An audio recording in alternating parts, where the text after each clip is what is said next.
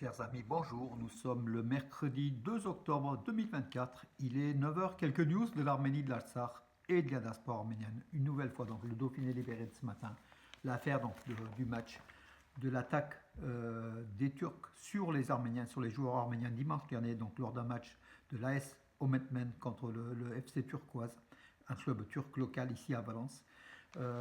Donc après toutes les accusations, les éléments portés à l'encontre du club de FC Turquoise, qui risque une sanction forte de la fédération en fait, du district Dromardèche, et même l'élimination tout simplement des compétitions, pour sauver sa peau. Les dirigeants de ce club affirment maintenant, ils sont dans l'apaisement en fait, vous savez, ils affirment que finalement les Arméniens ont été reçus comme tous les autres clubs, donc du coup il n'y a pas de discrimination, ce qui est tout à fait faux, et que l'image des signes des loups gris réalisés par les joueurs de cette équipe-là était en 2018, donc image qui fut publiée par le CDCA. D'ailleurs, le club se réserve le droit de porter plainte contre le CDCA, le Comité de défense de la cause arménienne. Voilà, donc les Turcs veulent se défendre pour essayer de sauver l'avenir du club. Mais tout ça, c'est de la mauvaise foi, en fait. Voilà, donc à lire la déclaration du club turc, comme si les Arméniens étaient des amis, vraiment, et voilà, donc, alors qu'ils ont reçu de façon hostile. Et en plus, ils parlent de provocation arménienne. Or, c'est l'inverse, c'était sur le stade de ce club-là que ça s'est déroulé. Deux Arméniens ont été aux urgences, blessés, avec avec dépôt de plainte de la part tant des dirigeants de l'AS Ometmen que des joueurs. Voilà, donc l'affaire continue. Donc voilà, un petit article ce matin dans le Dauphiné, donc où les Turcs, pour essayer de sauver leur peau, expliquent qu'ils sont là, en fait, ce sont des Français, voilà, vive la France, vive la France. Et bien sûr derrière, les signes de l'ougri, Erdogan qui essaye d'instiller, de mettre sous pression la communauté turque de France pour qu'ils fassent des actes anti-arméniens, de la provocation. C'est de la provocation pure et simple. En tout cas, personne n'entendra les propos de ces dirigeants turcs qui veulent sauver la peau du FC turquoise, qui logiquement doit être sanctionné de façon forte, exemplaire, et de façon à ce que de tels actes ne puissent se reproduire sur un terrain de football. Ça dépasse le cadre du football, des propos haineux et tout le reste. Voilà mes amis, donc l'affaire ira en justice, on verra bien qui aura le dernier mot mes amis. Voilà donc mes amis, tout simplement, on est là en vigilant. Nous, le C24, le comité du 24 avril a publié donc un communiqué assez précis là-dessus et comment dirais-je, on est victime, on n'est pas agresseur. Et comme lors du génocide de 1915. D'ailleurs, là, ils disent qu'il ne faut pas mélanger le génocide et le match de football. Sauf que les propos haineux des joueurs et du staff du public turc est aujourd'hui nous fait penser au génocide tout simplement, parce que la haine est toujours là. La Turquie n'a toujours pas reconnu le génocide. Elle met dans l'esprit de chaque Turc de l'étranger cet élément-là, la haine anti-arménienne. Elle est toujours là. Et la pacification entre les deux peuples est loin d'être réalisée. Malheureusement, puisqu'aujourd'hui, on ne désire pas qu'il y ait des heurts intercommunautaires, qu'il y ait des tensions. Mais pour cela, il faut être deux. Il faut que les deux communautés, arméniens et turcs, se mettent d'accord sur un certain nombre de problèmes. Or, les Turcs, aujourd'hui, n'ont toujours pas reconnu le génocide des Arméniens. Et ça, c'est un problème grave qui sépare de façon fondamentale les deux communautés. Et puis reconnaissance et réparation. Il n'y a pas que la reconnaissance du génocide, il y a aussi l'Arménie occidentale qui est occupée aujourd'hui par la Turquie et tout le reste. Voilà mes amis, pour cela c'était du local. Donc la poste arménienne a émis hier deux timbres, un sur Hrant Vartanian, un homme d'affaires, je crois c'est le Grand Candy, fondateur de Grand Candy, qui a disparu prématurément à l'occasion de son 75e anniversaire. Donc un timbre rendant hommage à ce grand homme d'affaires, Hrant Vartanian, qui a créé des milliers de postes d'emploi, de la richesse en Arménie. Et puis un timbre-poste aussi pour la réunion qui se passait donc hier à Yerevan, hier et aujourd'hui sans doute, donc voilà, de l'union, du Conseil intergouvernemental eurasien, de l'union économique eurasienne, avec des ministres, des premiers ministres de divers pays en fait, donc, dont la Russie, le Kazakhstan, les pays membres, et puis des dirigeants de très très haut niveau. À ce niveau-là, Pachinian a fait un discours, Nicole Pachinian, qui recevait, donc a fait un discours qui a affirmé que l'Arménie n'est pas d'accord sur le fait que d'autres pays devraient assurer la sécurité des communications sur son territoire. Il pointe du doigt la Russie qui voulait prendre l'Arménie, les axes de communication gérés par, enfin, par les forces russes, les actes de communication en Arménie. Et il a affirmé que l'Arménie est un État souverain et que d'autres pays n'ont pas assuré la sécurité de la circulation en Arménie, même sur le territoire de l'Arménie. C'est une bonne chose.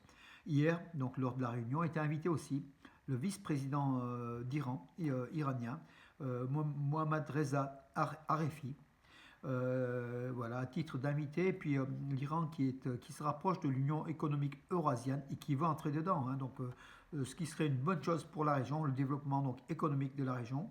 Voilà, le développement des relations de l'Arménie avec l'Iran est l'une des priorités du gouvernement, affirme le Premier ministre arménien au vice-président iranien.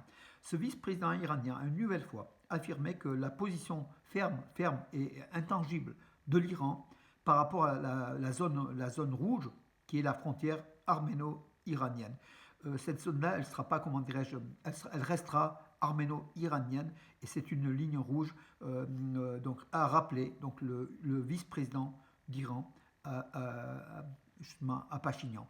Voilà, l'Iran qui soutient donc le droit de l'intégrité territoriale de l'Arménie face aux appétits d'Aliyev et de la Turquie derrière. Hein, voilà. C'est le monde perse contre le monde ottoman. Toujours là, hein, ce sont les empires qui s'affrontent, et heureusement pour nous qu'il y a l'Iran pour soutenir encore l'Arménie, les frontières de l'Arménie, du moins au sud de l'Arménie, menacées par l'appétit pantouranien des Turco-Azéris. Voilà, donc comme quoi donc le régime des Mollahs qu'on peut haïr, bannir, c'est vrai que c'est un régime qui n'est pas apprécié et qu'il faut, condamner toutes les entorses réalisées aux droits humains. N'empêche, l'Iran en géostratégie est important, est un pays très très important, de pratiquement 100 millions d'habitants, hein, c'est une puissance, c'est important pour l'Arménie, et c'est en cela que la guerre qui pointe devrait être évitée tout simplement, parce que la paix est une source de richesse, la guerre ça détruit, ça appauvrit. Voilà mes amis pour cela. Alors que dire d'autre. Donc oui, le Premier ministre, non, le ministre des Affaires étrangères, Arat Mirzoyan, est à Varsovie. Il participe à un forum sur la sécurité. Il a rencontré son homologue ukrainien. Voilà, donc c'est aussi donc la ligne Arménie qui est plus du côté maintenant du pacte de Varsovie, de Washington, de Paris que de Moscou. Encore une fois, donc c'est une réponse à la Russie, de l'Arménie à la Russie, l'Arménie qui s'écarte politiquement de plus en plus de la Russie.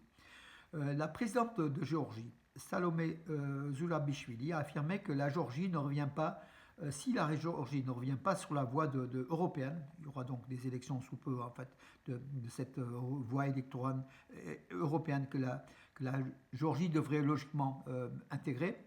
Elle dit que si ça n'est pas accepté, si la Géorgie s'écarte de l'Europe, ce sera aussi une tragédie pour l'Arménie qui affirme sa proximité avec l'Union européenne et son désir d'Europe, hein, de l'Arménie. De proposage de la présidente donc, de Géorgie, qui est une amie de l'Arménie, il faut aussi le dire. Hein, elle est même née en France, à Paris. Elle était proche de la famille Aznavour. Justement, Aznavour, on rappelle encore le 100e anniversaire de notre ami Charles Aznavour, qui nous manque bien sûr évidemment. Et justement, la présidente de Géorgie veut que la Géorgie reprenne l'option de l'Europe. Elle dit que l'Arménie est aussi liée à cela, ce qui est vrai, tout à fait.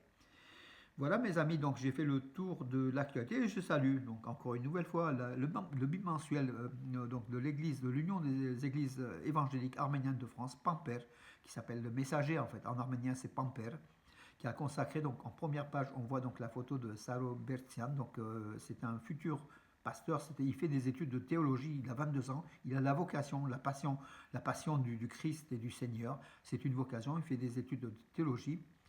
Derrière, il y a aussi l'église évangélique arménienne dont il est proche, très proche. Voilà, il y a l'Arménie, il y a la France où il est né. Il est natif de Valence, en fait, il est originaire de Valence. Il a 22 ans et c'est quelqu'un c'est déjà un sage, malgré son âge, c'est un sage. Voilà, donc bravo à lui. Pamper a consacré 3 pages non, 2 pages.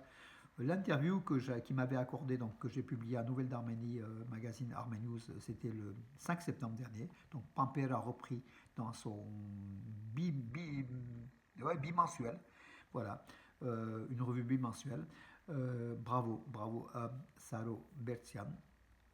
Encouragement pour toute la famille, voilà, pour cette voix qui est importante des jeunes aujourd'hui qui prennent cette voix, c'est important. C'est important pour nous aussi, Arméniens de France, voilà, et puis chrétiens avant tout. Bonne journée et à demain, mes amis.